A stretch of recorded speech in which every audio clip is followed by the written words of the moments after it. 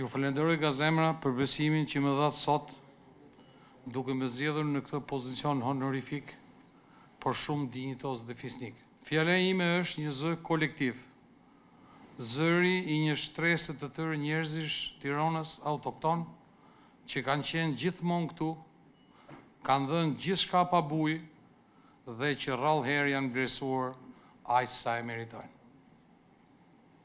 Tirana jonë, kjo kryeqendër historike e shqiptarisë, ashtu është një vendbanim i hershëm, Pellazgo, Ilir, Arbër dhe shqiptar, ashtu si në shumicën e vendeve të botës, vendbanimet dhe qytetërimet e lashta janë ndërtuar në kodra e male e pranë lumeve.